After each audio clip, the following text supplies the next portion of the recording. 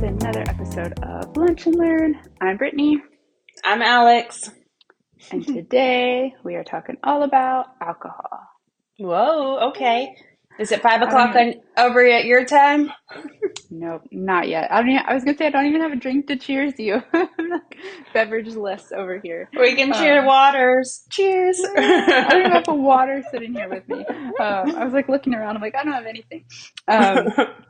I am still over here working on my Icelandic yogurt. Um, if you were with us in a previous episode, you may have seen I was munching on this for a snack. So this is a great snack. I love these. They're super filling. There are has 15 grams of protein per serving. So love it. It's a great afternoon snack. What are you eating over there? I'm still working on, surprise guys, my bowl of carrots. But I do got some more things in this bowl. I got some ground turkey and some instant grits. Super easy, simple carb, and I can fix it up in less than a few minutes. And I've got myself a balanced meal. Love it. Yes. All right. So we're here to talk about some alcohol. And I want to know, do any of your clients drink? They do. And, you know, when we were talking about maybe doing one of these episodes, we were, thinking about, you know, kind of different, all of coaches here at WAG, like we sort of have our own specialties and have different client populations. And as the years have gone on, sort of what my client population looks like has changed over the years. And I have clients who drink, and I like to think my clients are pretty open and honest with me. But I will say that my clients who drink, they make it work because they Mm. make concessions with their food. And to make it work in your macros, like you have to give up some food to make it work. And they do. So yeah, I do have some clients that drink, and that's the only way that it works for them. I wouldn't say a vast majority, but I do have a few that kind of pop off thinking in my head.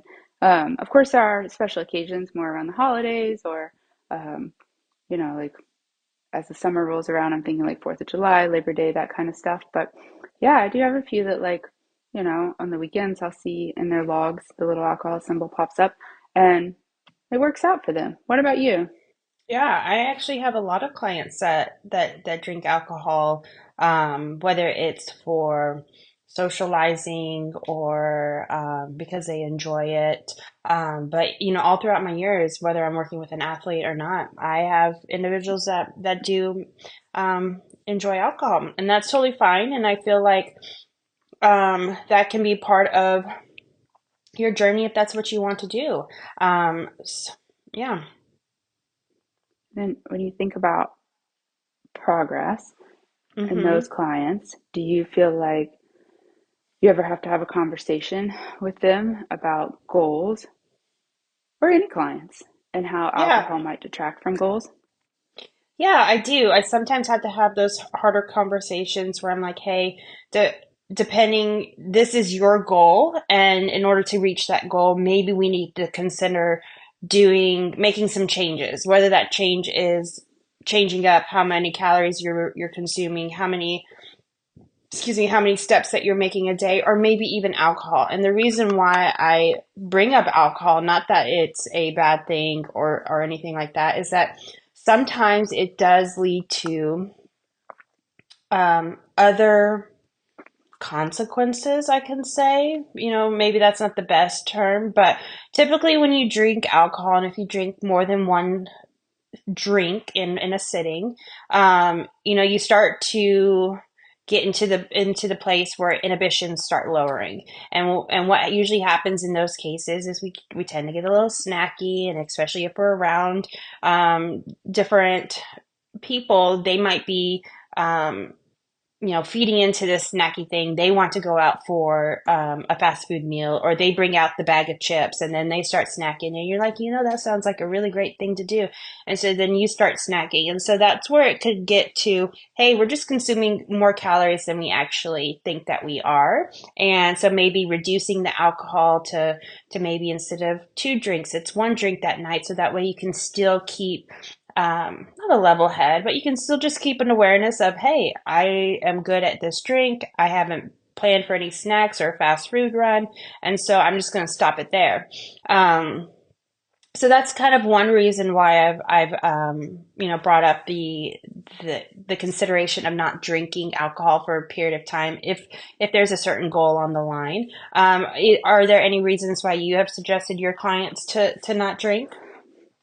Yeah, I think that's one of the main ones is just thinking about like, hey, what's happening with alcohol? Like if we were gotten to a point where it's like we're not reaching our goals, you're worried about not reaching goals, like Mm-hmm. we're stressed out, we're to a point where things aren't happening, um, and we're having more than one drink and it's taking up a considerable amount of macros, um, or you're hungry, like this seems like a low hanging fruit of something that we can change, you know? Mm-hmm. Um, to me, it does anyway. Like, that seems like an easy thing to fix. Um, and sometimes that's a hard conversation to have, because Mm-hmm. oftentimes it's a social thing. It's something that someone really enjoys. And I've more than once had to have a conversation where clients have said, no, I don't want to change it. And that's okay. Like, so we don't change it and we look for something else to change. Um, and that's okay. And so that's then where we shift gears and we go into like, okay, what are some tips for like mitigating, I don't even want to say the damage, but mitigating the effects of alcohol Yeah. on the system, and how can we incorporate alcohol and incorporate this social fun thing, or this, you know, situation, and want to keep making progress. So that's where we talk about maybe what you're drinking, and are we willing to maybe shift that to something else that maybe has fewer calories or fewer carbohydrates, and how we can work that in. And that's where we really want to talk about make sure we're logging it correctly, because there's a Yeah. huge miss there. um, I don't know if maybe you've run into this, like when you first work with clients, I'm sure you have, where they think I'm having a Miller Lite and it has two carbs and that's it, and it's like Yeah. no, no, no. What about all those other calories? Yeah. So, um, everyone out there, alcohol actually is its own macro. And for our tracking purposes, we only track protein, carbs, and fats. Mm-hmm. So we need to change, and we'll link it in the show notes. We need to change alcohol into either carbohydrates or fat. Unfortunately, we're not changing it into protein. That would make things a lot easier for a lot of people, but Oh yeah. We'll ch we change it to carbohydrates or fats, and we have a great calculator to do that. Or our software that we coach in Seismic can do it for you. But we change it to carbohydrates or fats and log it that way. If we're logging it correctly, then it makes it pretty clear how much food you have left and how many macros you have left for your day.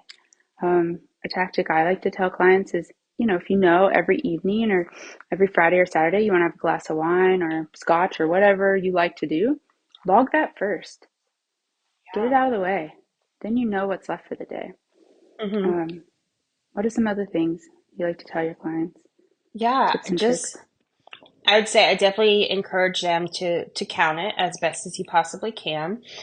Just like if you were to wanting to enjoy a slice of pizza or some kind of dessert, I still encourage you to track that because it is part of what you're consuming. And so when you're tracking that and then the accounting it into your entire day, then that's a great way in order to um, not necessarily overconsume on calories. That's where we can kind of get tricky with consuming alcohol, as we just don't think that it is a macro, and so we can end up consuming more calories than we actually need to reach our goals. Um, and man, I really think that's the main thing that I encourage people to do. I don't necessarily say, well, you must go and run a 3 mile run in order to have that beer. No. Or you must do something in order to make up that. Never. So it's more just making sure it's a part of your consumption, and then also be willing to consume less food. That's kind of like a sticky point for a lot of people. They're like, well, I want to consume this drink, but I also don't want to be hungry. And that's where I'm like, well, I'm not going to give you the answer that you want to hear like I'm not going to say, well, yeah, you can absolutely consume that because as my job, I'm helping you try to reach your goals. So that's where we have to kind of come up with a compromise. Like, hey, if we're wanting to consume this, we do need to eat a little bit less. That does mean that you're going to maybe be hungry, but that's where we're like, hey, is consuming alcohol, is that important for you right now? Is that something that you're wanting to deal with some of this hunger and some of these issues, not issues, but some of these things that you just don't necessarily like to do, like not eating a big meal, things like that. So that's kind of one where I just say, hey, we do have to make some compromises here.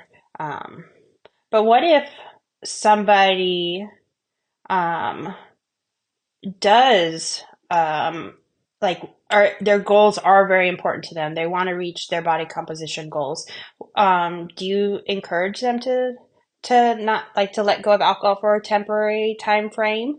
Have you had those kind of conversations? Yeah, like I think it's if someone's willing Mm-hmm. and their goals are really important, I mean, I wouldn't force anyone to do it, but if they're Mm-hmm. willing, I think it's worth seeing because what I end up finding is, it's one of those situations where you almost don't realize how bad you feel until you feel Mm. good. Where someone's like, oh man, like I feel so refreshed and recovered in the morning, because they don't realize that like they feel like total crap in the morning because they're just slightly hungover, but they don't realize that they're slightly hungover because they're so dang dehydrated and they didn't get a good night's sleep. They never made it into REM sleep because they really just passed out and, Mm-hmm. are dehydrated and got, super restless night's sleep. So they're not well rested. They get up and like go to the gym on Saturday morning with this horrible recovery. Their, HRV is crap and just everything is a mess. And then they're dragging their whole weekend and, never really got recovered. They don't realize that because they've just been in this steady state of that for weekend after weekend. So if they're able to let go of alcohol for just a little bit, they realize, oh, this is what this feels like. And then what I've ended up finding with these clients is that then they realize, oh, I was overdoing it. And they come to this realization on their own. I don't tell them that. That's not my place. They come to this realization on their own. And oftentimes what I find is then it goes back to, if they, I'm just going to make up an arbitrary number, they were drinking maybe 3 or 4 or 5 drinks. They go back to maybe just having one or two every now and again. They end up Mm-hmm. working it back into their lives very slowly in a much more healthy way. And that's a wonderful full circle way to do it um, in a journey that they come around to because they don't realize how bad they feel, and Yeah, but that's they have to be willing to try. Yeah, I was about to say I'm glad you brought that up because I was trying to find a way to bring that up and say that a lot of times when we're drinking alcohol, we can control it that day. We fit it into our macros. We made it work. We adjusted food, but then what we don't think about is how our sleep performance may be that night or how we may feel the next day. I know anytime that I have consumed alcohol, I just don't feel well the next day, and that does impact how willing I am to move around. And our last episode we chatted about how important just moving around on a daily basis is: standing, walking, doing house chores. But when you don't feel well, you tend to just not do those things. So that's where it can become a very big sticking point in reaching your goals. Is, yeah, you've made it fit, but what about the after effects? Now you're just not moving as much as you normally do, and we know how important all those everyday activities are for our goals and reaching those. And so that's where you might have to come up with a compromise of, maybe you still go out and socialize and you still have a great time. You're going out, enjoying wine with the girls, but maybe you can do something like a non-alcoholic wine or beer or, maybe a mocktail. Have you ever encouraged anything like that? Absolutely, yeah. Like I try to just let people know like there are so many options out there because people do tend to be a little pushy, for lack of a better term, of like, why aren't you drinking? Why aren't you Mm-hmm. drinking? What's going on? Like, what, why aren't you having something? So, having a mocktail or having a club soda with a lime in it. No one knows that there's not alcohol in that, you know? Mm-mm. And whatever, I don't want to encourage anyone to lie or be, untruthful about what they're having, but whatever is comfortable for you and your group of friends. But, it is awkward to be in a party or social situation with nothing in your hands and you're just standing there. That is weird. I Mm, totally yeah. understand that. So have a drink, a club soda with a lime in it. It absolutely looks like an alcoholic beverage. And then that's something to do with your hands, and it's very socially acceptable. And there you are. There are lots of tricks like that where you can have something, um, Yeah. or a wine spritzer that is half the alcohol of a full glass of wine, where you can then incorporate something in. Um, so yeah, if talk with your coach and come up with some hacks to Yeah, I've come up with to work it many in. hacks with my clients because a lot of my clients run into that. They've gone through the journey you were just talking about, how they've reduced alcohol, whether that's because we talked about it in reference to their goals, or they just wanted to do it because they were curious to see how that would affect performance, and then they realize, man, I feel so much better without alcohol, and so I'm going into this bachelorette weekend or this birthday celebration, and I really don't want to have alcohol.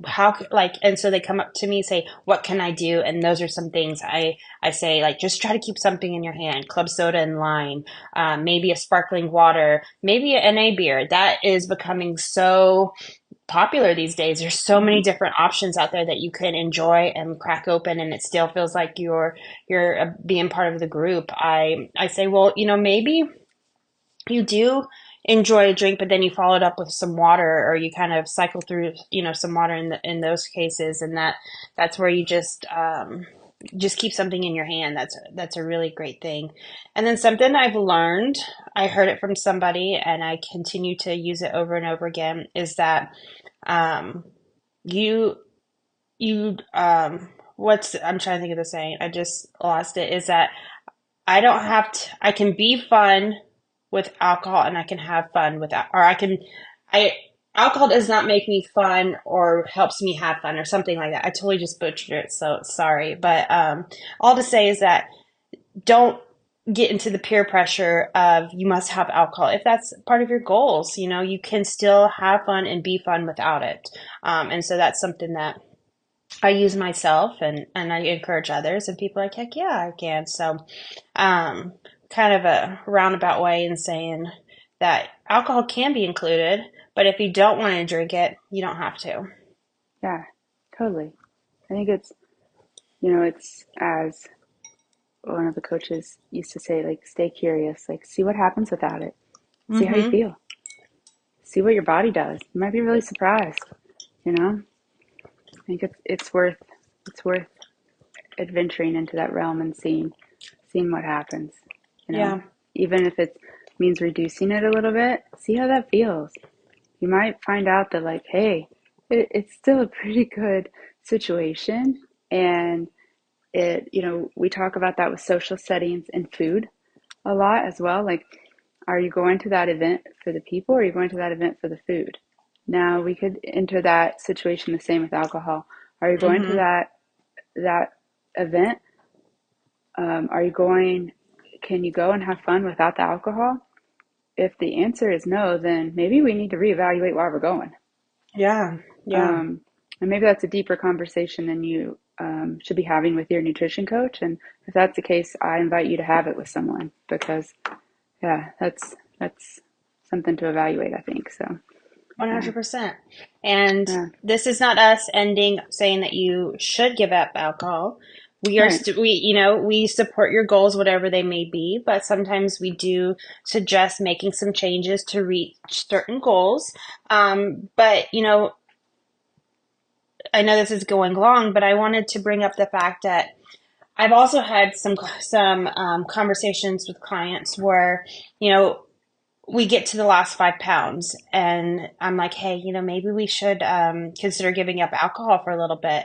And then after some time, they consider that and they think about it, and then they're like, giving up the alcohol does not make sense for what I want in my life. I really enjoy socializing over a glass of wine with my husband every Thursday night because that's our date night. And I don't want to give that up. So what I'm going to do is adjust my goals. And I'm like, absolutely, I'm here supporting you 100% of the time. And so that's just where it's, you constantly just have an open conversation with your coach. Like, they're there giving some suggestions, and you can take those suggestions, think about it, and implement that in however way you want to. Just know that your coach is there supporting what you are wanting, and they're just helping you help guide you down that path. But the path can always change.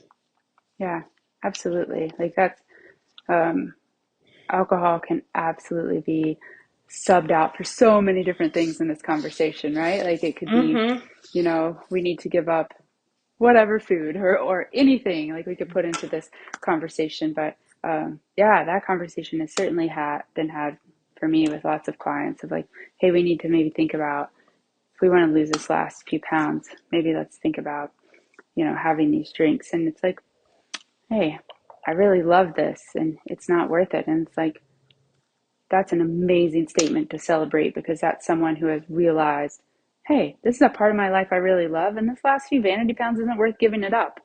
And it's No, like, hell yeah, it's not. Roll with it. This is great. We have found a place where you're happy with your body, you're happy with your life, and that's a job well done for client and coach at that point. So, absolutely. yep. We're done type Yeah. of thing. Yeah, Yeah, that means that totally. we've just found yourself a lifestyle, and that's all the ultimate goal. Totally. Yeah. Yeah. I definitely don't want this to come across as like an anti-alcohol um, No. thing, but what this whole discussion should be is that you have to take, when you have big goals, you have to take a hard look at all behaviors, Yeah. especially behaviors that take a lot of calories. Whew. Mm-hmm. Yes. Yeah, certainly. And whether that is, alcohol or sweets or cheese Or or bread or yeah, anything, cooking with oil, like Yeah, it could be anything, but it depends on what you're wanting with your goals, and then making some changes in your life to reach those goals. Absolutely. yeah, yeah. And it's just alcohol tends to be one that is, um, that socializing tends to happen around. We could do this thing around charcuterie boards, and it could be the same Yes. thing. Yeah. Certainly. All right. Well, this has been a long one, so I think we could call it, and Yeah. hopefully it's sparked some discussion or internal thought with a few of you. And if you have any comments or thoughts, um, feel free to leave them. Give us a thumbs up. Talk to your coach about it. We'd love to hear it. And thanks for watching, and we'll see you next Yes. time. Bye, All right. guys. Bye. Hey everyone! If you liked what you saw, make sure you hit that like button and subscribe to our channel to get more content on nutrition, health, and wellness. Thank you for watching.